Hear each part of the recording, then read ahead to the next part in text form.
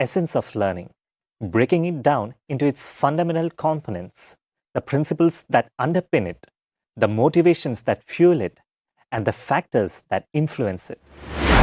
Objectives. At the end of this session, you will be able to define learning, classify the essential principles of learning, explain how to motivate trainees, and list the factors affecting the learning process. What is learning? Learning is an ongoing and dynamic process that occurs throughout our lives, enabling us to acquire knowledge and skills. Learning is not a one-size-fits-all process, it is highly individualized. It involves the acquisition of new information or the modification of existing knowledge, behaviors, skills, values, and preferences. This transformation in individuals is not always linear or straightforward. It occurs through various mechanisms, including cognitive processes, behavioral changes, and socio-cultural influences. Learning can take many forms, such as formal education in classrooms, experiential learning through real-world experiences, or self-directed learning. Essential principles of learning. There are 10 essential principles of learning. They are learning through sensation, activity-driven learning, building on past experience, interest as a motivator, early success as a motivator, purposeful knowledge, immediate application, diversity in learning, motivation, and sustaining interest. Let's look at each of these in detail. Learning through sensation. Learning through sensation is deeply rooted in how our senses interact with the world around us.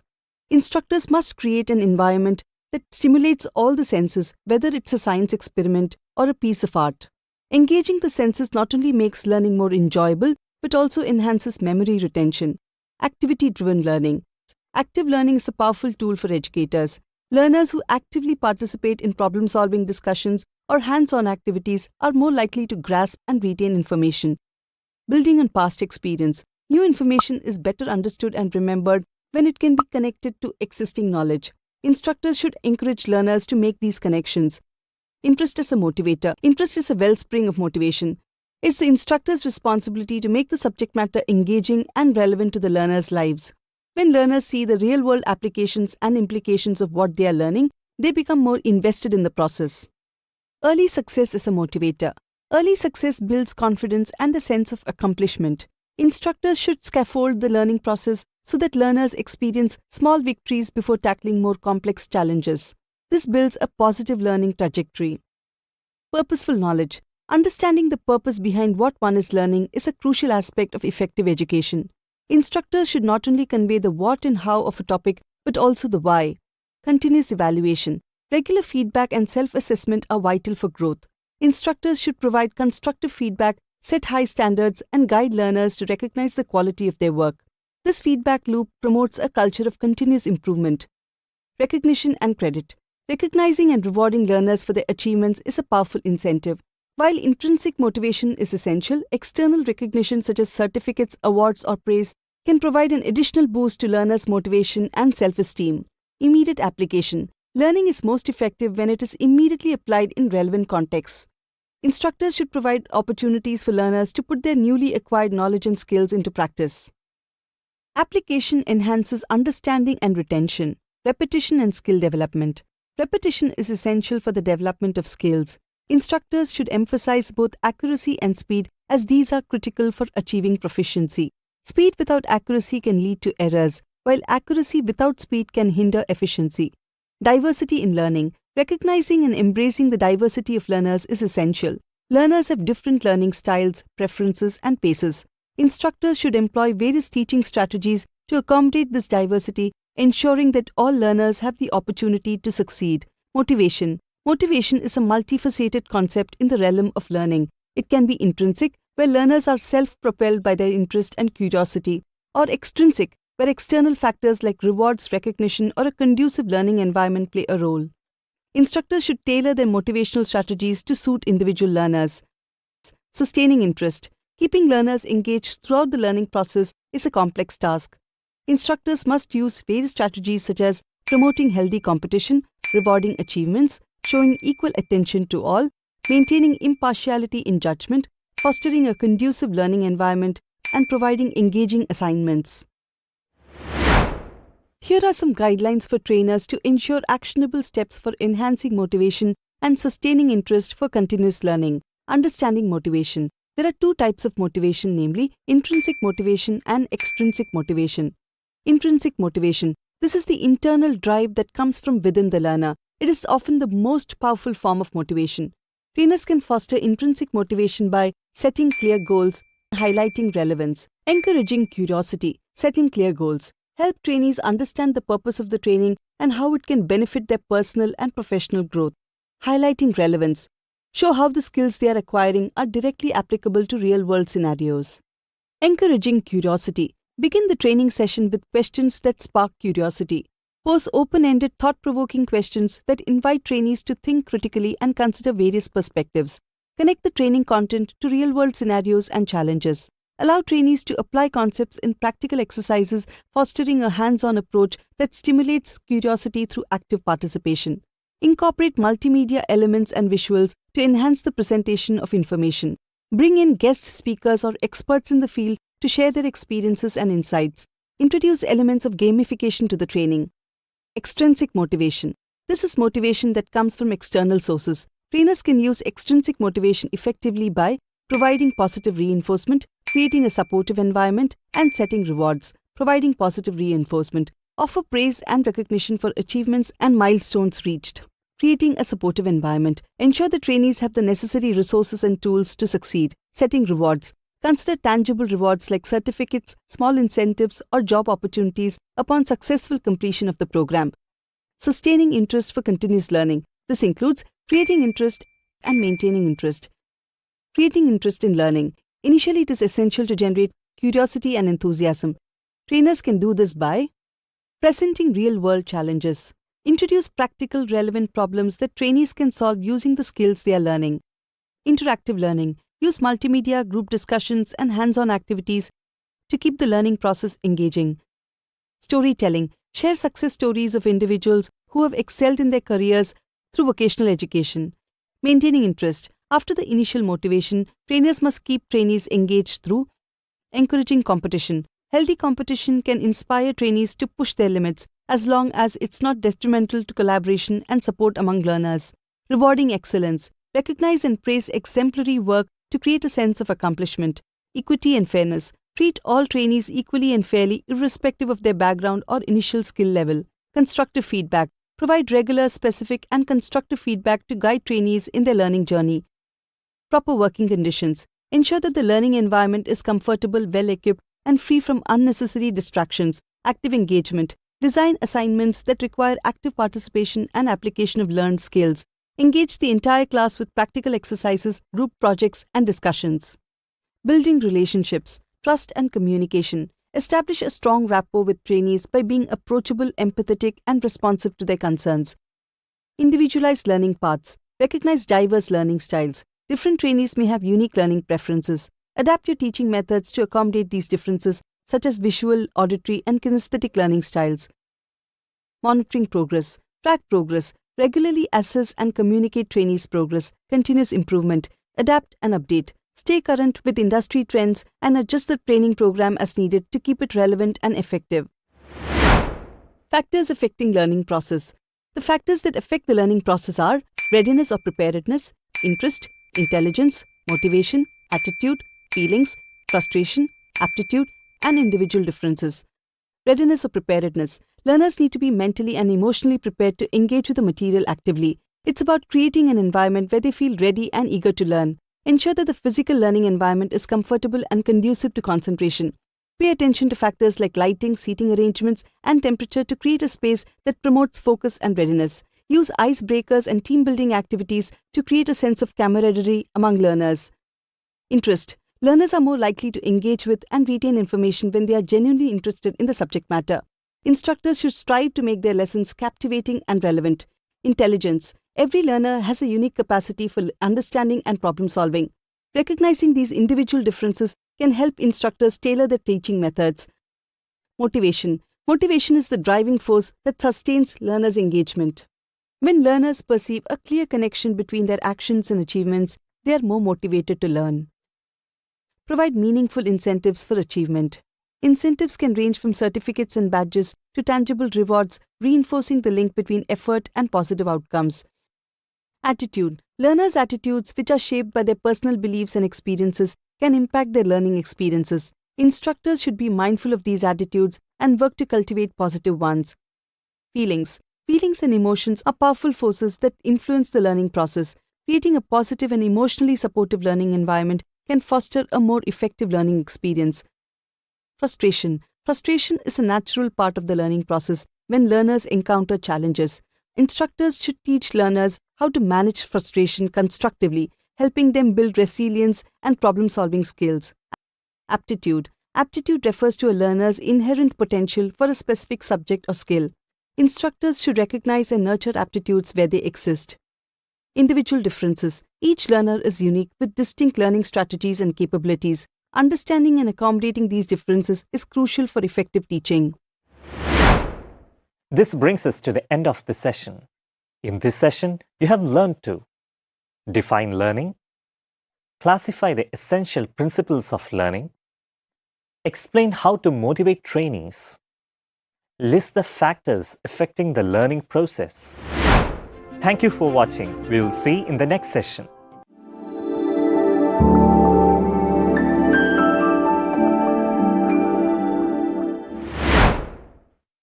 Hello and welcome to this session. Understanding personality development can be a powerful tool for trainers in creating effective and engaging learning experiences.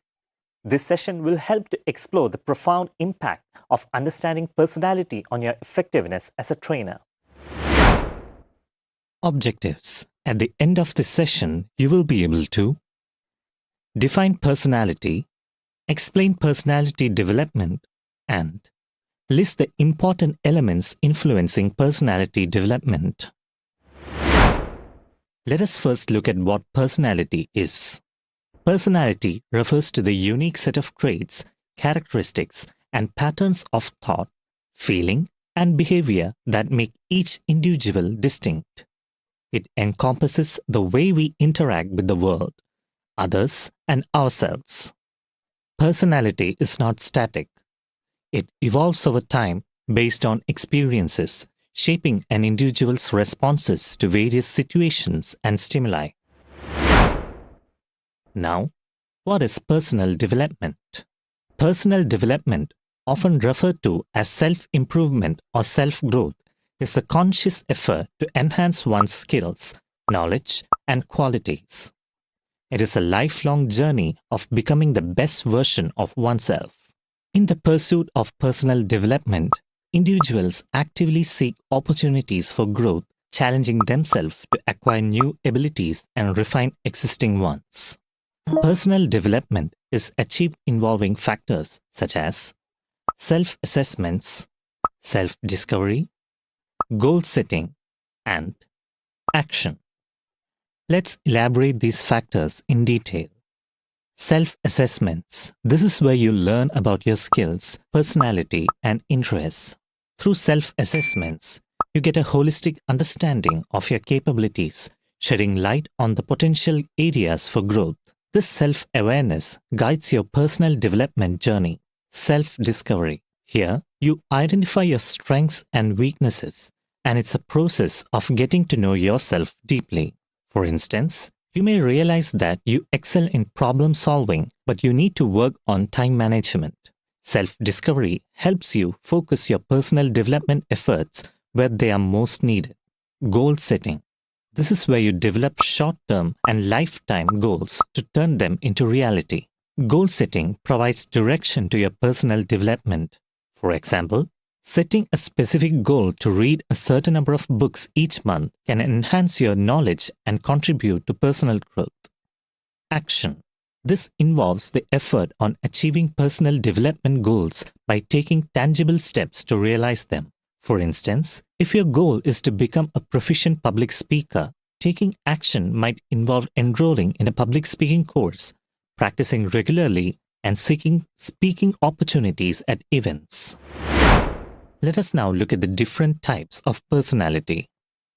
For simple understanding, let us look at these two basic types of personality: introvert and extrovert.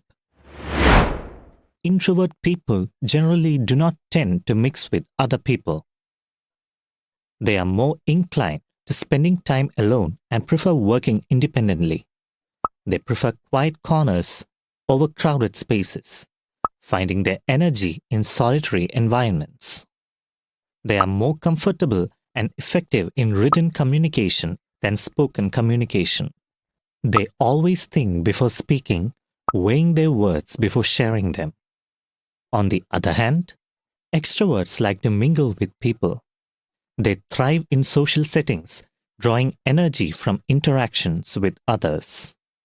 With a natural flair for conversation, they are more talkative and have many friends, making gatherings lively. These people are a major advantage in team-oriented work settings, injecting enthusiasm and positive team dynamics. Between these two traits, there lies ambivert. An ambivert is someone who exhibits characteristics of both introversion and extroversion. They are versatile individuals who can enjoy social interactions as well as value precious moments of alone time.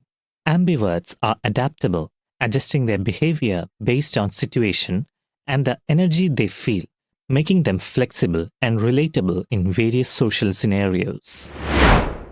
All these different traits of personalities are influenced by factors such as genetics, environment, education and learning, and social and peer influences. Let us briefly look at these factors in detail. Genetics. Some aspects of personality are inherited through genetics, which means certain traits and predispositions are influenced by your family. For example, you might have a natural inclination towards creativity because it runs into your family, leading you to pursue a career in the arts. Environment. This involves your upbringing, cultural background, and life experiences that play a significant role in shaping your personality.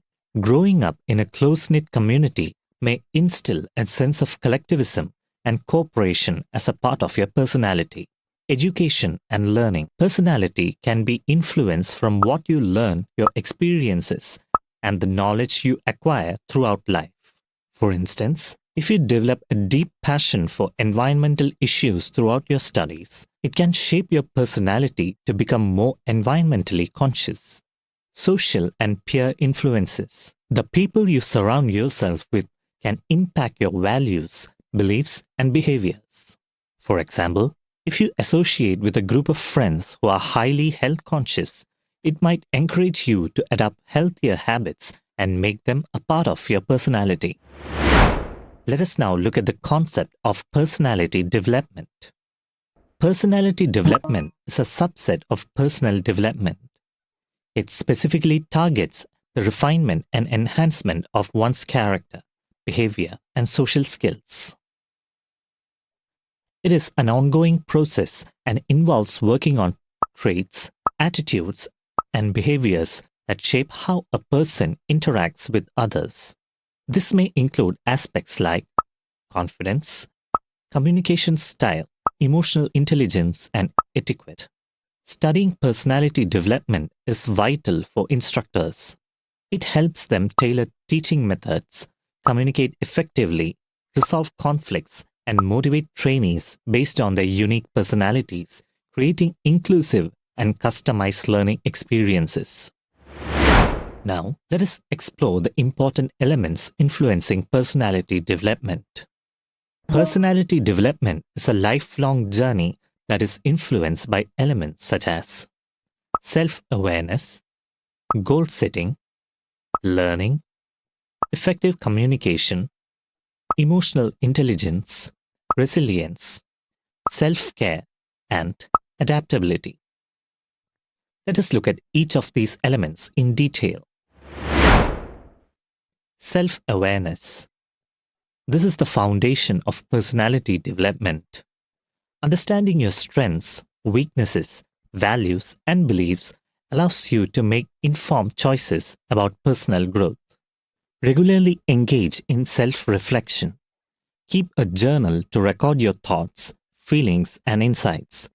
Seek feedback from trusted friends and mentors to gain a better understanding of yourself. Goal setting. Define clear, achievable goals that align with your values and aspirations. Setting and pursuing goals can give you a sense of purpose and direction. Create a list of short-term and long-term goals, both personal and professional. Continuous learning. Embrace opportunities for learning and skill development. This not only enhances your knowledge, but also boosts your self-confidence and adaptability. Commit to lifelong learning. It is like investing in your own growth. Attend courses, workshops, and read books in areas of personal and professional interest. Effective communication. Develop strong communication skills to build better relationships and influence others positively. Practice active listening and assertive communication. Seek feedback on your communication style and make necessary adjustments. Emotional intelligence. Understanding and managing your emotions as well as empathizing with others is crucial for personal and interpersonal growth. Develop your emotional intelligence by recognizing your emotional triggers and working on regulating your responses. Practice empathy and understanding in your interactions. Resilience. Resilience is the ability to bounce back from setbacks and adversity. Developing resilience is essential for overcoming challenges and maintaining a positive outlook. Cultivate resilience by reframing setbacks as opportunities for learning and growth. Self-care. Prioritize self-care to maintain physical and mental well-being. This provides foundation for other aspects such as resilience, emotional intelligence, and the ability to navigate challenges effectively. Create a self-care routine that includes regular exercise, balanced intake of nutritious diet, adequate sleep, meditation, and regular check-ins with your mental health. Adaptability. The ability to adapt to changing circumstances and learn from new experiences is essential for personal development. Embrace change and view challenges as opportunities for growth. Step out of your comfort zone and be open to new experiences.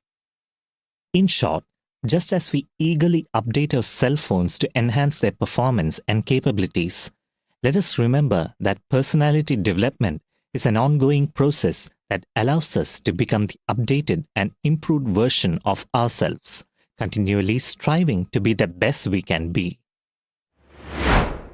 This brings us to the end of this session. In this session, we have learned the definition of personality, personality development, and the important elements influencing personality development. Thank you for watching. See you in the next session.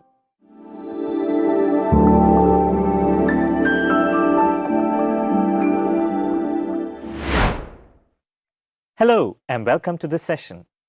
In this session, we will delve into the foundational principles that shape the way we learn and explore the theories that help us understand the science of education. Whether you're an instructor, a trainee, or simply curious about how learning works, this session will provide valuable insights. So, let us embark on this enlightening journey together as we unravel the secrets of effective learning and the theories that underpin our educational psychology experiences. Objectives. At the end of this session, you will be able to explain the various laws of learning, explain the experiments on the theories of learning by different psychologists, explain the usefulness of the experiments in learning situations, and explain the effect of the experiments in relation with laws of learning. Laws of learning. The laws of learning in educational psychology provide a fundamental framework for understanding how individuals acquire new knowledge and skills. These laws offer guidance to both educators and learners in optimizing the learning process. There are 10 essential laws of learning. These are law of readiness, law of exercise or frequency, law of effect, law of purpose, law of association, law of multiple learning, law of maturity, law of recentness, law of assimilation, and law of active participation. Law of readiness. A learner must be willing and mentally prepared to acquire new skills or knowledge. The instructor should create an environment that fosters this readiness. Law of exercise or frequency.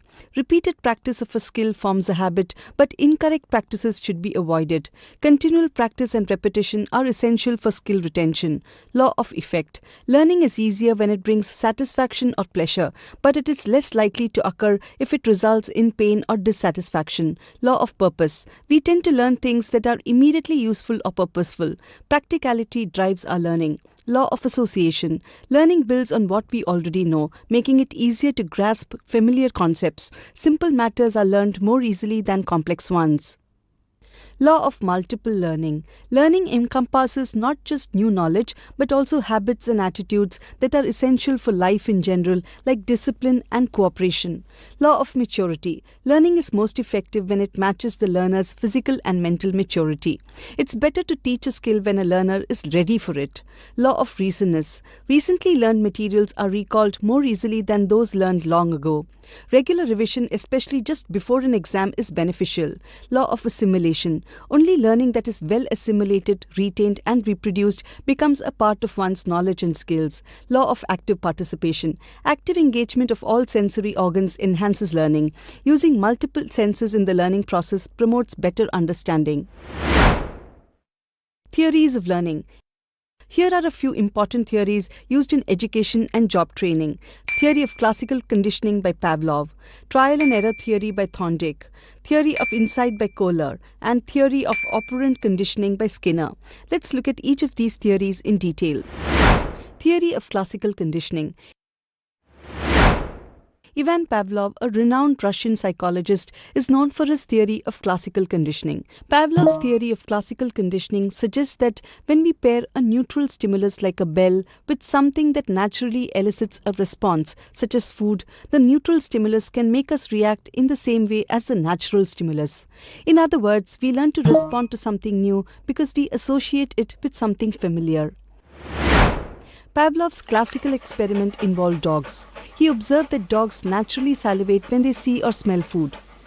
To illustrate his theory, he rang a bell, which is a neutral stimulus, just before giving food to the dogs. After repeating this process multiple times, the dogs started to salivate at the sound of the bell, even when there was no food in sight. Let's now see the usefulness of this theory in learning situations. Classroom management. By consistently starting lessons with a specific signal or routine, like playing a soft chime, trainees can learn to associate the sound with the beginning of a lesson, helping them transition into learning mode. Phobia treatment. When helping individuals overcome phobias, therapists use classical conditioning. For instance, someone with a fear of spiders can learn to associate the sight of a spider with calmness and relaxation through a process known as systematic desensitization. Advertising. Advertisers often use classical conditioning to create positive associations with their products. They pair attractive images or catchy jingles with their products to make consumers feel positive emotions when they encounter the brand. Animal training. Trainers use classical conditioning to teach animals various behaviors. For example, a dog can learn to associate the sound of a clicker with receiving a treat, making it easier to train them to perform specific actions. Relation to laws of learning. Pavlov's theory of classical conditioning is closely related to the law of contiguity, which states that events that occur close together in time become linked in our minds. When the bell and food occurred together in proximity, the dogs learn to connect them. The more the stimulus, the more will be the response, and vice versa. Trial and error theory. Edward Thorndike, a pioneering American psychologist, is known for his theory of connectionism, often referred to as the trial and error theory. Thorndike's theory suggests that learning occurs through the establishment of connections or associations between stimuli and responses. In simple terms, when we experience positive outcomes from our actions, we are more likely to repeat those actions. In his experiments, Thorndike placed a hungry cat inside a puzzle box. The cat's attempts to escape involved trial and error. It tried different actions until it successfully opened the door by pulling a lever. The successful action was the result of repeated exercises and learning from the consequences. Let's now see the usefulness of this theory in learning situations. Education. Instructors use the principle of positive reinforcement to motivate trainees. When trainees receive praise or rewards for their efforts, they are encouraged to try different learning strategies and learn from their mistakes. Training. In professional and animal training, trainers use rewards to encourage individuals to experiment with different behaviors. Successful actions are reinforced, leading to more effective learning. Problem solving. The trial and error theory helps individuals develop problem-solving skills. When people encounter challenges, they may try various solutions until they find the one that works, learning from each attempt. Relation to laws of learning. Law of effect. Behaviors followed by positive outcomes are strengthened and more likely to be repeated. Law of recency. The most recent experiences have a strong impact on learning. In Thorndike's experiments, as the cat tried various actions to escape the puzzle box, the successful action in the most recent trial had a more significant impact on the learning process. Law of exercise. Repeated practice and reinforcement strengthen learning. Theory of insight learning. Wolfgang Kohler was a prominent German psychologist known for his theory of insight learning. His theory suggests that learning can occur through sudden aha moments when we grasp a solution. Kohler's theory of insight learning emphasizes that learning is not just about trial and error, but can involve sudden comprehension. It is those light bulb moments when we understand something without continuous repetitive attempts. In Wolfgang Kohler's experiment with chimpanzees, he placed a banana just out of their reach. He then provided them with two short sticks. One of the chimpanzees had an aha moment when it realized that it could join the sticks to create a longer tool. Using this extended tool, it successfully obtained the banana.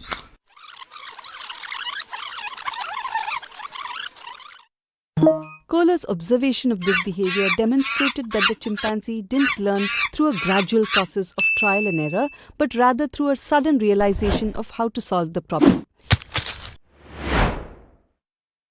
Usefulness in learning situations.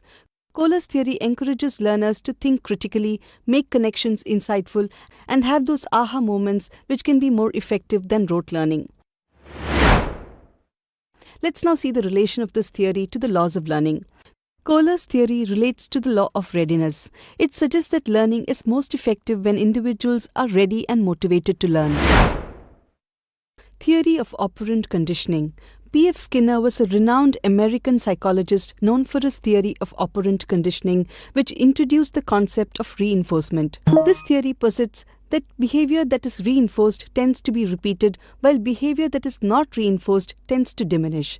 Skinner's theory focuses on how behavior is shaped by its consequences. In simple terms, if the consequences to an action are bad, there is a high chance the action will not be repeated. If the consequences are good, the probability of the action being repeated becomes stronger. Skinner conducted experiments using operant chambers, also known as Skinner boxes. These chambers contained animals like pigeons or rats and allowed him to study their behavior. He used reinforcement or rewards and punishment to see how these consequences influenced the animal's behavior. For example, he rewarded a rat with food when it pressed a lever, and over time the rat learned to press the lever more frequently. Usefulness in learning situations. It shows that behavior can be shaped and controlled through rewards and punishments. It is used in learning and training to encourage good behavior and discourage bad behavior. Let's now see the relation of this theory to the laws of learning. Skinner's theory aligns with the law of effect, which states that behaviors followed by positive outcomes are strengthened and more likely to be repeated. It also relates to the law of exercise, emphasizing that repeated practice and reinforcement enhance learning. This brings us to the end of this session. In this session, we have learned the various laws of learning, the experiments on the theories of learning by different psychologists, the usefulness of experiments in learning situations, and the effect of experiments in relation with loss of learning. Thank you for watching. See you in the next session.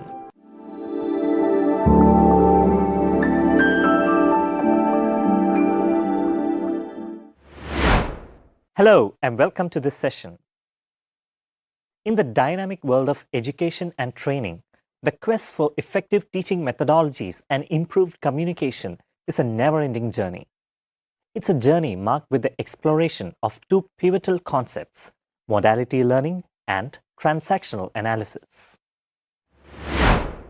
Objectives. At the end of the session, you will be able to explain what modality learning is, explain what transactional analysis is, and explain how transactional analysis benefits instructors. Modality learning. Kavita, an instructor trainee, has come to meet Daniel, the master trainer. Hello, sir. I have heard the term modality learning a lot. What exactly does it mean? Modality learning is all about how we process information through our senses. It is like understanding that people have different ways of learning, and we typically categorize these into three main modalities: auditory, visual, and kinesthetics. Modality learning helps us tailor training to individual learning styles, like using visuals for visual learners and hands-on activities for kinesthetic learners, making training more effective and engaging for everyone. Let us now see these three modalities in detail. Auditory modality. Auditory learners find their learning preferences rooted in listening and verbal communication. They absorb knowledge most effectively through spoken instructions, discussions, and lectures. To cater to their needs, instructors can employ a range of strategies such as recording lectures. Providing recorded lectures allows auditory learners to revisit and reinforce their understanding through repeated listening. Participating in discussions. Engaging in group discussions and debates offers auditory learners opportunities to process information through active conversation. Verbal explanations of visual material. Explaining visual materials verbally helps to reinforce understanding. Mnemonic devices. The use of mnemonic devices involving sounds and rhymes aids in memory retention. Reading aloud. Encouraging auditory learners to read aloud to themselves can reinforce comprehension through verbal articulation. Visual modality. Visual learners, on the other hand, thrive when information is presented through visual aids and materials such as diagrams, charts, graphs, and written text. Effective strategies for visual learners include color coding and highlighting. Visual learners benefit from color coding and highlighting in notes and textbooks, helping them categorize and emphasize essential information. Visual organizers. Creating visual organizers like mind maps or concept maps assists in structuring complex concepts for better understanding. Multimedia. Utilizing videos or animations related to the subject matter enhances engagement and retention for visual learners. Flashcards with images. The use of flashcards featuring images or diagrams aids in memorization and recall. Presentations. Creating slideshows with visual elements such as images, text, and charts to deliver a message or presentation. Flowcharts. Diagrams that represent a process, system, or algorithm using standardized symbols and connecting lines. Charts and graphs. Using visual representations such as bar graphs, pie charts, or line graphs to illustrate data and trends. Animations. Using moving images and graphics to explain processes, concepts, or ideas in a dynamic and engaging way. Videos. Using moving images and audio to communicate concepts, demonstrate processes, or deliver information in a dynamic way. Interactive whiteboards. Utilizing interactive whiteboards for collaborative learning allows for dynamic visual presentations and engagement. Kinesthetic modality. Kinesthetic learners, also known as tactile learners, grasp concepts most effectively through physical engagement and hands-on experiences. To cater to their needs, instructors can employ the following strategies such as experiments and interactive activities. Kinesthetic learners thrive in environments where they can perform experiments and engage in interactive activities to grasp theoretical concepts. Role play. Encouraging role play helps kinesthetic learners experience and understand complex scenarios firsthand. Physical models and manipulatives. The use of physical models and manipulatives aids in comprehending abstract concepts through tangible exploration. Movement breaks. Incorporating short breaks during study sessions for movement and physical activity helps kinesthetic learners stay engaged and focused. Simulation games. Engaging in computer or tabletop simulation games that require physical movement or manipulation of objects to achieve specific goals. Understanding that people have different preferred learning styles is important. Most individuals can benefit from a mix of these styles, which may vary based on the content and context. Instructors should acknowledge and accommodate diverse learning styles for trainees to thrive. In educational psychology, knowing about learning styles is valuable for both instructors and trainees. Instructors can adjust their methods and trainees can enhance their learning by recognizing and using their preferred style. Generic explanation of transactional analysis. Transactional analysis aids in comprehending human communication and interaction. It is a toolkit for understanding human behavior and relationships. We have various ego states that impact how we communicate and interact. They are parent, adult, and child. Let us look at these three states in detail. Parent ego state. This ego state is like your inner rule book, influenced by external authorities like parents, instructors, and societal norms. It can take on nurturing and controlling roles just like parents. When in the parent ego state, people often act as if they are imparting wisdom, guidance, or setting boundaries. Adult ego state. The adult ego state embodies your logical and analytical self, focusing on data, facts, and critical thinking to make decisions. It is the thinking mode, where individuals approach situations rationally, aiming for practical solutions based on evidence and reasoning. Child ego state. The child ego state contains your emotions, feelings, and behaviors learned during childhood. It can be divided into two parts, natural child and adapted child. Natural child. This facet of the child ego state is characterized by spontaneity, playfulness, and a wide range of emotions. When in the natural child state, individuals may exhibit a childlike curiosity, engage in creative activities, and express their emotions openly. Adapted child. In contrast, the adapted child ego state involves conforming to external influences and societal expectations. People in this state tend to follow external norms and rules. In the child ego state, people may display their inner child, expressing creativity, playfulness, and occasional rebellion against norms and authority figures. This state brings childhood emotions and memories to the forefront, shaping one's behavior and responses. Recognizing and understanding these ego states can help us have more effective conversations, healthier relationships, and navigate social interactions with greater awareness. Benefits of transactional analysis to instructors. Instructors are the architects of knowledge responsible for sculpting the minds of their trainees. They operate in diverse learning environments, working with individuals who come with their unique needs, preferences, and backgrounds. This is where transactional analysis steps into the spotlight, offering a comprehensive toolbox of insights into human behavior and communication. Let's delve into the multifaceted advantages of transactional analysis.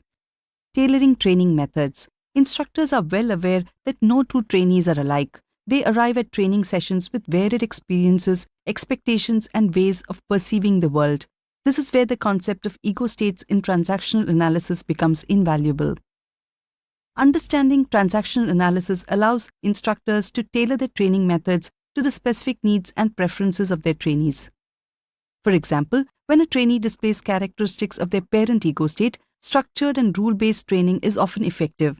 They thrive on clear guidelines and well-defined boundaries, reflecting their past authority figures. Conversely, if a trainee is in their child ego state, a creative and playful approach can unlock their potential. Recognizing these ego state distinctions helps instructors effectively cater to individual learning styles. Effective communication. At its core, training is all about communication. Successful instructors are skilled not only in imparting knowledge, but also in fostering a positive and engaging learning environment. Transactional analysis provides instructors with a lens through which they can understand and adapt their communication methods to suit the ego states of their trainees. Imagine a situation where you notice a trainee is consistently critical, a characteristic of their parent state. In response, you can choose to communicate empathetically, acknowledging their concerns, or factually providing evidence-based information. This versatility in communication ensures that each trainee feels heard and understood, creating a more inclusive and productive training session. Spotting and avoiding games. In any group, whether large or small, interpersonal dynamics can sometimes evolve into counterproductive games that hinder the training process. These games may include the blame game, where individuals deflect responsibility or why don't you, yes, but a pattern of resistance to suggestions.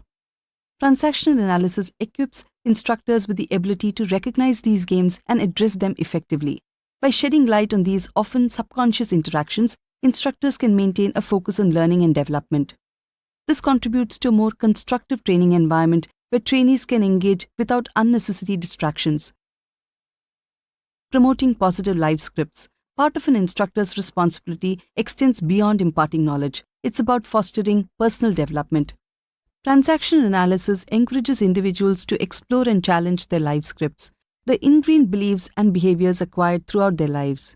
Instructors armed with the insights of transactional analysis can guide their trainees in recognizing and modifying negative scripts. This process not only aids in personal growth within the training environment but also extends to life beyond the classroom. Instructors become instrumental in helping individuals reshape their narratives and make more informed choices in their professional and personal lives. Encouraging autonomy and awareness. Effective instructors aspire to empower their trainees, encouraging them to take control of their learning and personal development.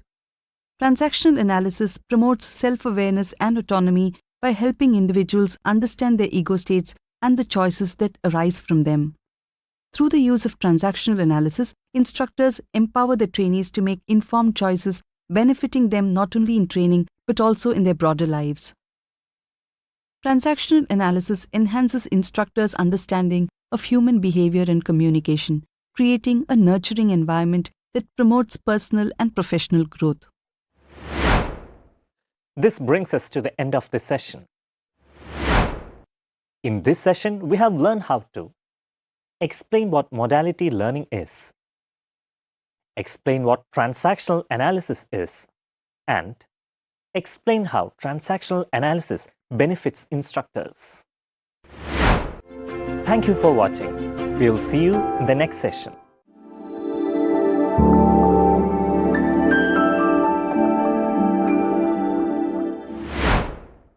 Hello and welcome to this session. This is the beginning of an incredible voyage into the heart of vocational education and training in India. As an aspiring instructor, it is important to know the key agencies and the qualification framework that shapes our training landscape. So, fasten your seatbelts and get ready to discover how together we are shaping the future of skill development. Objectives. At the end of this session, you will be able to list the various vocational education agencies, explain the roles and functions of DGT, explain NCVET and its major functions. Let's now look at the scenario of vocational education in India. Vocational education, in essence, equips individuals with the skills needed for specific jobs. In fact, it enables training of a skilled craftsman. A skilled craftsman is a worker who belongs to an occupation generally accepted as a skilled person in several industries. Vocational training in India has a rich history dating back to the 1940s. It all began in a place called Koni, Bilaspur, now Chhattisgarh. The Government of India introduced the War Technicians Training Scheme, a significant step in equipping individuals with practical skills. This scheme evolved into the Technical Training Scheme in 1946, focusing on providing hands-on training. These efforts culminated in a comprehensive vocational training scheme primarily aimed at training demobilized service personnel. However, it discontinued in 1950 and the government shifted focus to civilian vocational training. Following the conclusion of training schemes for ex-servicemen, the Government of India took a significant step. In 1950, industrial training institutes, ITIs, were established under the Directorate General of Employment and Training, DGET, within the Ministry of Labour and Welfare. Today, vocational education in India is overseen by the Ministry of Skill Development and Entrepreneurship, MSDE. Key agencies under MSDE include the Directorate General of Training, DGT. They play a crucial role in coordinating and enhancing vocational training. Another key player is the National Skill Development Corporation, NSDC, a dynamic public-private partnership. NSDC promotes skill development through funding and incentivizing private sector initiatives. Their focus is on shaping and promoting large-scale private participation in skill development. Finally, we have the National Council for Vocational Education and Training, NCVET. NCVET ensures that entities engaged in vocational education and training function efficiently, maintaining standards. These agencies work in harmony, aiming to align vocational education with the National Skills Qualification Framework, NSQF. Let's now look at these agencies in detail. Let's start with DGT. DGT, or the Directorate General of Training, serves as the apex organization overseeing and guiding the comprehensive landscape of vocational training in India. This includes empowering women through vocational training and nurturing employable youth. It also provides skilled workforce to the nation's economy, contributing to economic growth and sustainability. Now, let's look at the major roles of DGT. They are policy formulation on vocational training, expand training facilities to craftsmen and craft instructor training schemes, laying down standards, revising course curricula, granting affiliation, trade testing, and certification. DGT-affiliated institutions offer a wide range of training courses that cater to diverse segments of the labor market. It offers programs on CTS, CITS, ITI graduates, industrial workers, technicians, and more, addressing the specific needs of various skill levels and professions. The programs also cater to women, physically challenged individuals, and SC/ST communities, ensuring that everyone has the opportunity to enhance their skills and careers. But DGT doesn't stop at just training. It also conducts training-oriented research and develops instructional media packages to enhance the training experience for both trainees and instructors. DGT embraces technology and new teaching methodologies to ensure the training programs remain relevant in a rapidly changing world. DGT acts as a secretariat, which is an implementing arm of the National Council for Vocational Education and Training. In 2018, the existing regulatory institutions in the skills space, National Council for Vocational Training, NCVT, and the National Skill Development Agency, NSDA, were merged to form the National Council for Vocational Education and Training, NCVET. The newly merged institution regulates the functioning of entities engaged in vocational education and training by establishing minimum standards for the functioning of such entities. The main types of entities engaged in vocational education and training are awarding bodies and assessment bodies. An awarding body is an organization that awards certifications to trainees for NSQF-aligned qualifications through quality training and assessments. An assessment agency, AA, is an organization that evaluates whether a learner has met the criteria for competency and qualification in a skill or qualification through testing and examinations.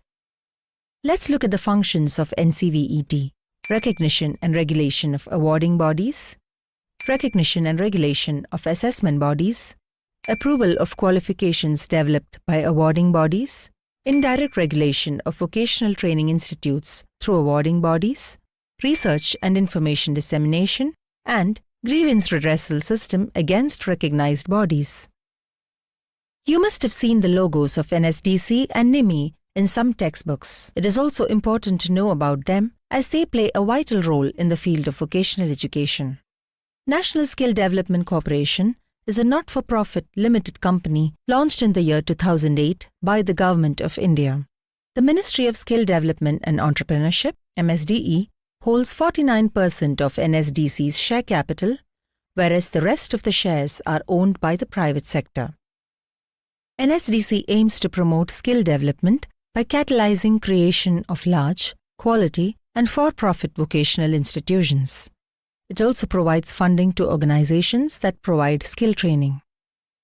On the other hand, National Instructional Media Institute, Nimi, is an autonomous body functioning under the Ministry of Skill Development and Entrepreneurship, MSDE. Nimi functions as a nodal agency to develop instructional materials, e-content, question banks, train media developers and trainers, enable translation of books into Hindi and other regional languages, network with other vocational stakeholders, create resource centers for vocational courses, promote research in the field of development of instructional materials, and offer consultancy services. This brings us to the end of this session. Before concluding, let us look at the key points learned. In this session, we have learnt the various vocational education agencies, DGT and its functions, NCVET and its functions. Thank you for joining us today and get ready for the exciting sessions ahead. Stay inspired, stay curious, and stay committed to making a difference.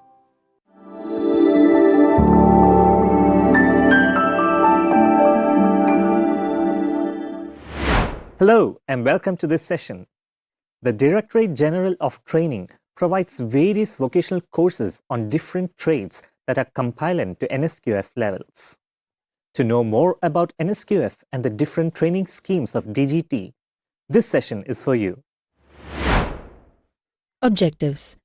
At the end of the session, you will be able to explain NSQF and its levels and explain the different schemes implemented by DGT. Let's now look at the roles and functions of NSQF. NSQF stands for the National Skills Qualification Framework. Established in 2013, the NSQF organizes all qualifications according to a series of levels of knowledge, skills, and aptitude. What sets it apart is its competency-based approach. NSQF focuses on what individuals can do, not just what they know. Why is NSQF important? Well, it's all about aligning training with industry needs. As instructors, this means making our trainees job-ready by tailoring our programs to meet the demands of the job market. NSQF also offers flexibility, allowing trainees to enter and exit their learning journey at various points.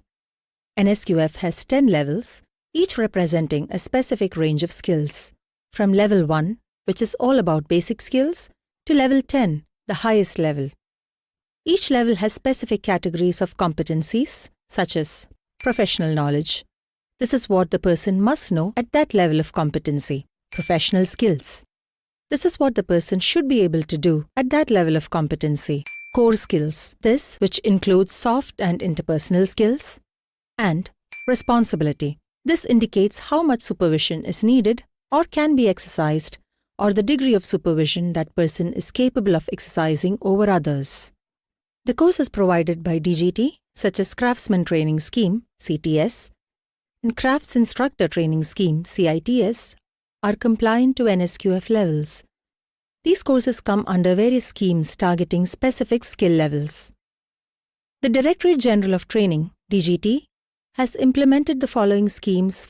They are Craftsman Training Scheme, CTS, Craft Instructor Training Scheme, CITS, Advanced Vocational Training Scheme, AVTS, and Apprentice Training Scheme, ATS. Let's now look at these schemes in detail. Craftsman Training Scheme, CTS. The Craftsman Training Scheme aims to provide vocational skills across various trades, meeting the growing need for skilled manpower to fuel the nation's technological and industrial progress. It provides about in both engineering and non-engineering trades. The duration of CTS courses ranges from 1 to 2 years. It is to be noted that 70% of this training period is allocated for hands-on practical experience. This scheme offers about 155 courses in both engineering trades, which includes electronic, mechanic, fitter, welder courses, and many more, as well as non-engineering trades such as dressmaking, secretarial practice, banking, cosmetology, etc. These courses come under NSQF Level 4, and the minimum eligibility for enrollment is passing Class 8 or 10, depending on the trade. These courses are offered in central institutes such as National Skill Training Institutes and NSTIW, as well as state-run ITIs and also private ITIs and ITCs all over India. In this scheme, the tests are conducted by DGT, while the certificates are issued by NCVT upon the completion of the course.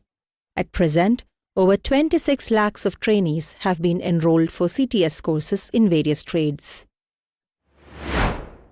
Craft Instructor Training Scheme, CITS. The Craft Instructor Training Scheme aims to equip instructors with the skills needed to train semi-skilled and skilled manpower for the training institutes. The training program focuses on both skill development and training methodology. CITS courses are 1 year in duration, of which 3 months will be reserved for training methodology, while the rest of the training period will cover trade theory and trade skill. The scheme offers courses in about 55 trades, catering to a diverse range of vocational skills. These courses come under NSQF Level 6, and the minimum eligibility for enrollment is successful completion of Craftsman Training Scheme CTS courses. These CITS 1-year courses are offered at various NSTIs, NSTIWs, as well as several state and private-owned institute for training of trainers, ITOT. In this scheme, testing is conducted by DGT and certificates are provided by NCVT upon the successful completion of the training, ensuring standardized assessment and recognition. Advanced Vocational Training Scheme, AVTS. Advanced Vocational Training Scheme was introduced to enhance the skills of existing industrial workers. This involves short-term modular courses as well as tailor-made courses to suit specific industrial requirements. Under the scheme, the duration of training lasts from 1 to 6 weeks based on selected skill areas. This scheme offers short-term courses mostly in engineering trades. The eligibility for enrollment to this course is successful completion of CTS courses or degree diploma in relevant trade. AVTS courses are offered in all National Skill Training Institutes, NSTIs, across the country. The testing and certification under this scheme are carried out by the head of the respective NSTIs. Since its inception in 2007, the Advanced Vocational Training Scheme has benefited over 3.5 lakh industrial workers and technicians. Apprenticeship Training Scheme, ATS. Apprenticeship Training Scheme is established with the goal of utilizing industry facilities to provide practical training, meeting the demand for skilled manpower for industry. The scheme was formed as a part of the Apprentices Act 1961, aiming to regulate training programs to align with the Central Apprenticeship Council syllabi and training periods. The Act also strives to make full use of industry facilities to meet the skilled manpower requirements. The Act makes it mandatory for employers with 40 or more employees and the necessary training infrastructure to engage apprentices. Apprenticeship training can be provided in designated and optional trades. Designated trades are those occupations notified by the government. Optional trades are those decided by employers to meet their specific needs. There are 5 categories of apprentices. They are trade apprentices, graduate apprentices, technician apprentices, technician vocational apprentices, optional trade apprentices. The stipend and training criteria vary depending on the type of apprentice. For trade apprentices, NCVT conducts All India Trade Tests AITT and National Apprenticeship Certificates NAC are awarded to those who pass this test. For graduate apprentices, technician apprentices and technician vocational apprentices, certificates are awarded by the Department of Education, Ministry of Human Resource Development upon the completion of training. For optional trade apprentices, they will be assessed by the employer from time to time. Upon completion of apprenticeship, they will be granted a certificate of proficiency by the employer, or the candidates can appear for an assessment by DGT or Sector Skill Council SSC. Besides these, there is a separate training program for women. The Women Training Program, under the Ministry of Skill Development and Entrepreneurship, provides skill training to women throughout the country. Its primary aim is to create employment opportunities for women from diverse socio-economic backgrounds and age groups for social development, economic growth and empowerment, fostering inclusiveness in the workforce. To implement this, NSTIs for women offer NSVT-approved skill training programs under Craftsman Training Scheme CTS and Craft Instructors Training Scheme CITS. This facilitates skill acquisition and professional development specifically tailored for women. They also produce women instructors contributing to the development of a cadre of skilled female trainers. These trained instructors provide training to trainees through a network of industrial training institutes, ITIs, all over the country. This brings us to the end of this session. In this session, we have learnt NSQF and its levels and the different schemes implemented by DGT. Thank you for watching. See you in the next session.